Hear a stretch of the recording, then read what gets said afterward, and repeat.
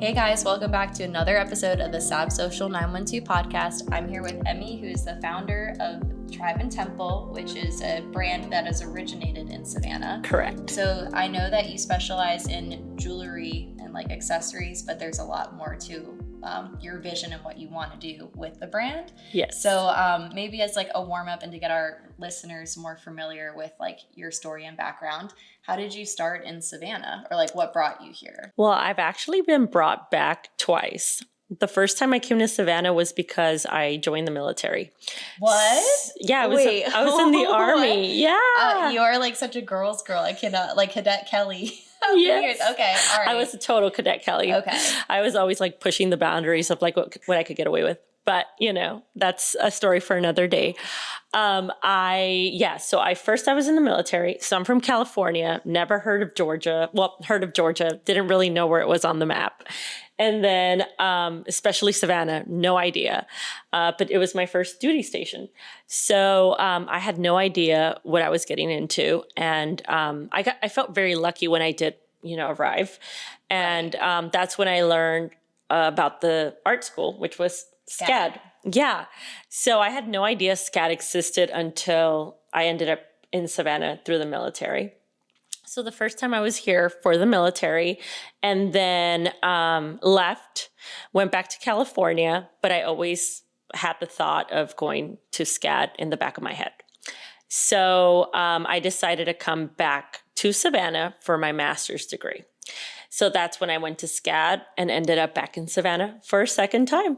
You have like thrown me for a loop because I literally thought that you like came here for school and, I had no idea you had a background like in the military. So, I mean, that's very cool to know that you like transitioned out of that and into becoming a business owner. Yeah. Was it like a culture shock going from California to Georgia? Because I imagine... Yes. I imagine your California upbringing was like very glamorous and like... like a Katy Perry music video. I definitely was always into fashion and art, and it was definitely easier to get into the fashion scene in California and LA in particular. So it was a little bit of it was a change in the opportunities and what I could do professionally. And I think that ultimately led me to starting my own brand in the South. So I'll ask just really quickly, you don't have to like do a deep dive, but being, a woman in the military, was it hard to ever kind of like balance like your femininity or like your interest in fashion and being in a like kind of a man's world, a man's industry? I definitely had no fashion. It was all like uniform, strict. So I felt like I just had to immerse in it. But I remember during, classes or, as in the military, you still take courses and whatnot. And I remember pulling out my sketch pad and like drawing figures, models, silhouettes, doodles. And then my sergeant would always be like, wow, what are you doing here? Like, you're really creative. Like, why are you in the military? Yeah. So, it was definitely a challenge not to be able to be as creative as I'd like. Yeah. I think that was the hardest part. Yes. So I give you points for keeping your creativity, being in a more like serious environment. Yes. Or that's how I imagine the military is. Yeah. Serious. Anyway, so you got out and then went to SCAD? I got out and then I went back to California because I went to the Fashion Institute of Design and Merchandising for undergrad, and I decided then that, I'd work for a company, but I decided that I still wanted to come back and go to SCAD. I still had that curiosity, and I loved the programs that they offered. So, after landing my first job in California, I was ready to take another risk. And I decided to come back for my master's degree. That's amazing. Well, they definitely say that like some of the best rewards come from taking risks. And I think that that's kind of like showing now that you're on the other side of your story and the other chapters. So like, how has your experience owning a business in Savannah like propelled you towards like your goals? It's a very complicated question, but all right. I just feel like Savannah can be like a master's class for some people because like the network or the people, if you're in the right place at the right time, you can absolutely make anything happen. Well, I feel like I saw an opportunity, as business owners, we often feel a void. And I didn't feel like there was, well, first of all, I went to school here and I couldn't intern anywhere because there was no corporate headquarters of any type of fashion label or anything creative. There is not really a fashion scene here. Right. So then I was like, if I'm going to work in Savannah and what I love, I'm either going to have to teach or I'm going to have to start my own company. It was really what it came down to. So I made the decision to start my own company. I felt like there was a void here, and I felt like, why can't we have a fashion corporate style or even just a business to begin with in Savannah, Georgia? Like, women in the South shop. Yes, and the shopping here I feel like can be a hit or miss. You know, if you're a tourist and just going down like Broughton Street, there are some stores, but for us, you know, compared to New York or Charleston, or, you know, actually Charleston's not that fashionable, but you know what I'm saying? I think that like, you have your, like, you know, finger on the pulse with this. And it's definitely flourishing would probably be the best way to say it. Oh, thank you. I love that. I think as I've gotten to know you, like, I think it was this past February, I went to like a Galentine's Day event with Sarah Parker. Yeah. Old Money and Sav. And we stopped by your shop and she was just like showing me all of your things. And then as I'm going through town now, I see people wearing your jewelry and like, it's very easy to know that it's yours. So, and I feel very honored for every person that wears it. Like, I'm so humbled by it. But yeah, to your point is, you know, I saw an opportunity, and starting in New York or LA would have been so much more challenging. Yes. Because there was just so much competition. So I did feel like it got in at a good time, and I felt like there wasn't a lot of offerings like mine at the time. Yes. 2018, I think, is when I really started pushing my brand.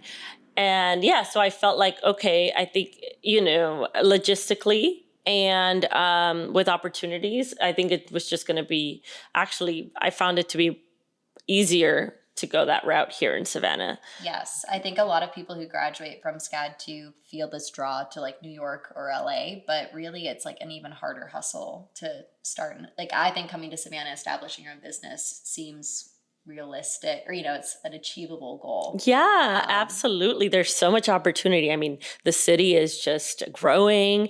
I feel like tourism is up, and I feel like everyone here is also looking for creatives. They're constantly like, do you know anyone in this industry? Our networking, because we want it.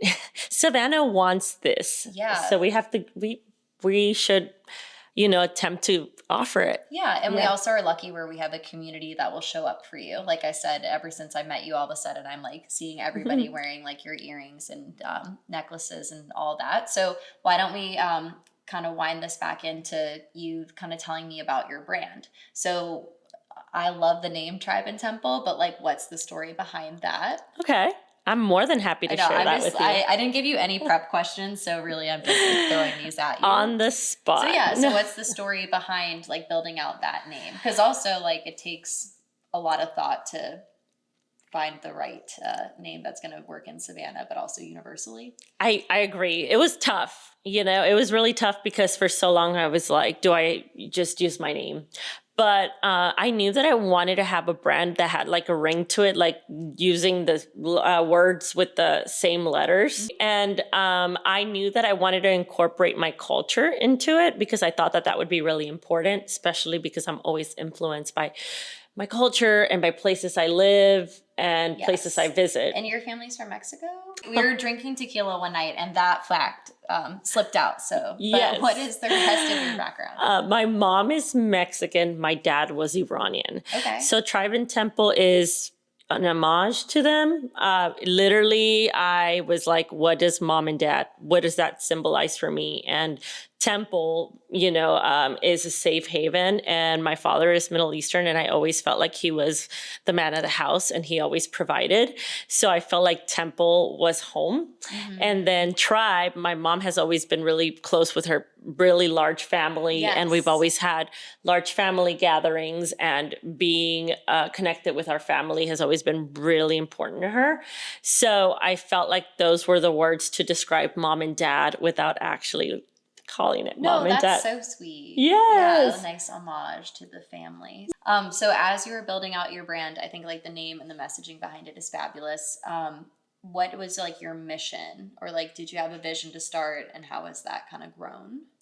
Well, I feel like when I started, I just really wanted to make art. And I was like, I just hope it sells. There wasn't really like a plan. It was just, I hope I'm making product and people like it. I've always felt as an artist that if people do not want to purchase my work, then I'm not really fulfilled. So there's some Yes. people that create as a passion, but for me, it was that transactional, like, oh, this person is smiling. We just had an interaction and they're really happy and they're taking something away from this experience was really what drove me. But as I continued to, grow as an entrepreneur, I also realized that I love empowering women in so many different ways. So it became about empowering women through what I was creating, also empowering women and showing them skill sets to be able to make the product, empowering my team. And then it also became about educating.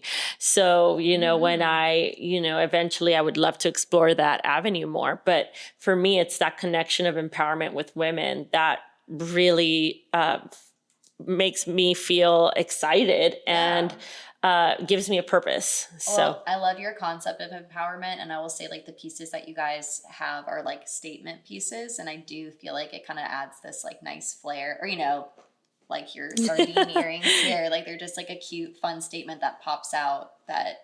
Or, I Right. can see how it all is cohesively coming together. Oh, thank you. So what inspires your designs? Well, it's kind of crazy because it's evolved. When I first started, it was more of my heritage and my culture. And it was very bohemian. Yes. I was in California and there was Coachella and, Joshua Tree. And during that time in 2016, it was just boho was very big. Bohemian doesn't go out of style. No. It just rebrands. Exactly. Yeah. You're right. But yeah, at that time, I just kind of felt like it was just, it was so aligned with what I liked. And then as I started to move around and travel and, lived in New York, lived in Savannah, I started to realize that I was really attracted to like things that were relevant to the places I would live. Yes. So, I started when I was in New York, my stuff was very abstract.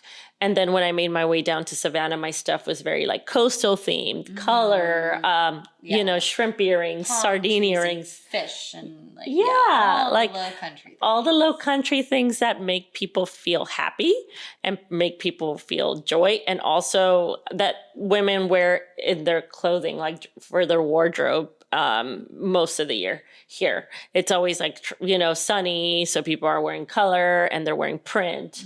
And I feel like as an accessory designer, it's always been important for me to make things that complement, the wardrobe of my clients. Yes. So, we had a lot of, like Lily Pulitzer, and we have like Farm Rio and all these other brands that are just so playful with print and pattern. Yes. So. Yeah. Well, I think it definitely adds like a nice layer, and like having a statement piece, for the women who live in Savannah, I think that goes a long way. So, are there any like learnings or like, advice you would give for someone who's kind of like starting a business in Savannah? Absolutely. I would say that it is a wonderful place. And when you get out there and you have an idea, you'd be surprised at how many people are excited to support it. Yes. I want to say get out there, network or, participate in events. Just, it's big enough to be successful in a business, but it's also a small enough place where you can find community, which is a rare combination. Well, I know you bring a lot of energy and a lot of heart and flair to your brand, which speaks for itself in Savannah. So I'm going to pivot to the last part of like my Savannah social. So you've lived here for a while. Where do you like to go in Savannah? Like if somebody knew, like let's say somebody's coming to visit for the weekend, what would be some places you would recommend to send? Well, I'm always going to say the Starland District. I mean, that's home. And I just feel like there's so much realness there. I feel like there's a lot of us that are really, tapping into that entrepreneurial like mindset and like trying to make something locally. So I feel like even from food, from Yukio, which is one of my favorites, to, like Flora and Fauna, Late Air, Super Bloom, all young entrepreneurs that are self-funded, and for the most part, I don't know, I can't speak on anyone's behalf. Yeah, don't come after us. But I feel like there are a lot of young talent there that is really trying to get their name out there and create a special community. Yeah. And I feel like that's definitely something that if you're into local and if you're into just having a real experience and having the historical district is amazing. You absolutely must do that. But that just kind of, Starland District, you can really feel like some heart and, you can feel a character. A true local experience. Yeah. So Starland Yard, Two Tides, Late Air, and then Super Bloom for coffees. But, just these experiences that are really supporting the local people that are trying to make things happen in Savannah. Yeah, and I can't help but feel like the Starland area, the Starland District is, it's like downtown is kind of like Manhattan, and I feel like Starland is like Brooklyn. Yes. Or, it definitely has like this fun flair that's like different and not like that, I don't want to say like stuffy Savannah, but like that touristy vibe that's traditional downtown. So I love that you're able to kind of like highlight that because I think people don't know to look there unless they've been. So they've been told. So that's why I'm suggesting it, because I know, you've probably heard about the wonderful things about the historic district and the riverfront. And of course, go there. But if you're looking for something a little bit more, intimate and full of character, then I would say, make your way to the Starland District. Yes. Well, thank you for taking the time to meet with me and share like your wisdom about business and then your recommendations about being downtown. Is there anything else you want to share about like yourself or the brand before we come to a close? Just that I'm excited and, I'm really inspired. So I am excited to work on some of those projects. Like I said, I'm also, I've also been doing business and I've been working on this really hard for about 7 or 8 years.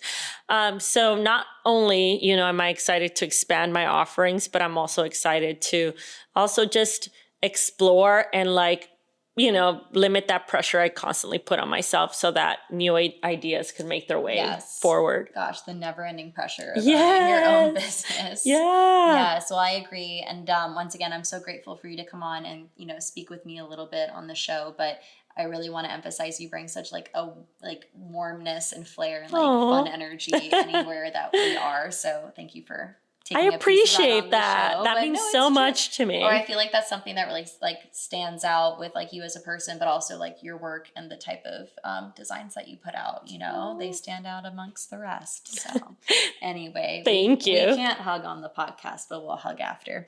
Anyway. All right. Well, thank you for joining me for another episode of the Sab Social 912 podcast. Is there a way that we can tell viewers to check you out? Yes. Website or Instagram? Yeah, all of it. So you can go to www.tribeandtemple.co or you can go to my Instagram at tribeandtemple_. Awesome. So those are great ways to keep in touch. All right. Well, thanks, Emmy. Yeah. We'll catch you guys next time. You stay social, Savannah.